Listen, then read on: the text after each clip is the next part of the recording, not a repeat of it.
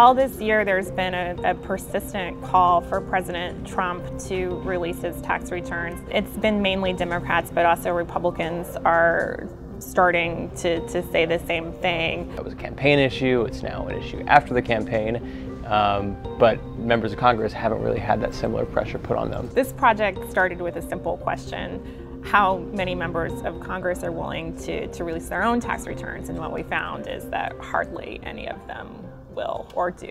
We sent letters to every member of Congress, every member of the House, every member of the Senate. We sent them to their key staff members just to make sure that somebody in the office saw them. And we sent out follow-up requests over a period of 3 or 4 weeks. So I designed an interactive database where anyone can go on and look at all the tax returns that we collected. It's putting together in one place as many tax returns as we can find from members of Congress. So we're letting people from all over the country go to find their representative, take a closer look at their taxes, and be able to scrutinize what their representatives' interests are. Only 37 members actually replied, and only 6 actually gave us their tax returns. We made it pretty clear in our request that if they gave us their returns, we would then publish it with personal information redacted. We have, I think, about 20 right now. If we find any more after this is published, we're going to put them online. If members of Congress suddenly decide that they want to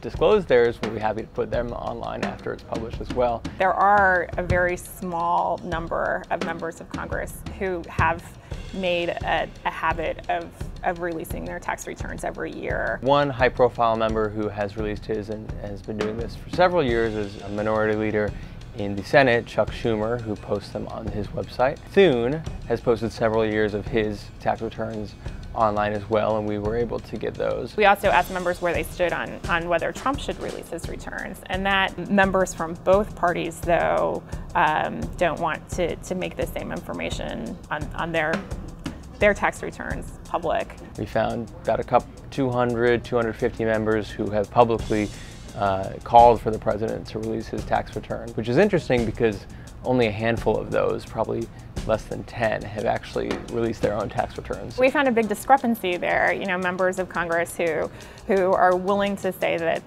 the president should release his returns. Overwhelmingly, time and again, when Congress members are asked to release their returns, they say no.